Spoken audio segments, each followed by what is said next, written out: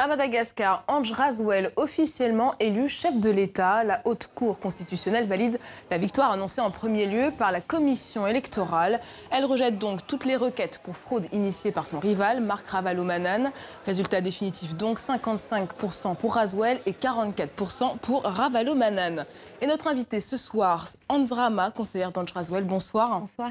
Alors, votre candidat vient d'être élu. Les partisans de Marc Ravalomanana n'ont cessé de manifester cette semaine. Quel sera votre geste pour apaiser les tensions? Déjà, je pense que le président est nouvellement élu, Andry Rajoelina, a fait une allocution un peu plus tôt dans la soirée en disant qu'il est le président de tous les Malgaches. Donc je pense que ça, c'est déjà le premier mot. C'est-à-dire qu'il a été élu à 55% des voix et il est le président de tout Madagascar. À noter également qu'à la sortie de la HCC, le candidat... La Haute Cour constitutionnelle. Oui, la Haute Cour constitutionnelle. Le président Marc Ravalomanana a félicité le président Andry Rajoelina pour sa victoire. Donc je pense que c'est un signe très positif pour le pays. Il y a aujourd'hui une main tendue à l'opposition? Aujourd'hui, une main tendue, je pense, oui.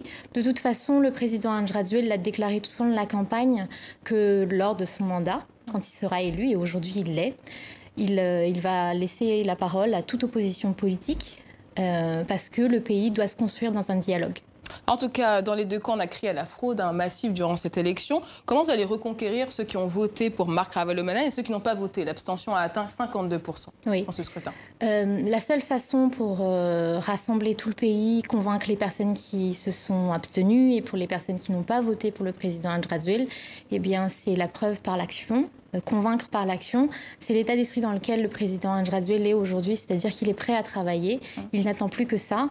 Et puis c'est un défi qu'il se pose aussi, c'est d'unir tout le pays. Très vite, il va convaincre... Une mesure phare qui va être mise en place là? Alors en fait, tout est prioritaire dans le pays. Ça, une seule, je vous en demande qu'une seule. Une seule, ce sera le plan d'urgence sociale. C'est-à-dire qu'il va continuer et il va installer dans toute l'île les banques alimentaires. Donc c'est une mesure qu'il a déjà commencé en début de la campagne. Donc c'est des banques alimentaires qui vendent des PPN à coût réduit, mais et non pas de moindre qualité. Donc une banque alimentaire. Andry Rajoelina revient aux commandes du pays 5 ans après sa première accession.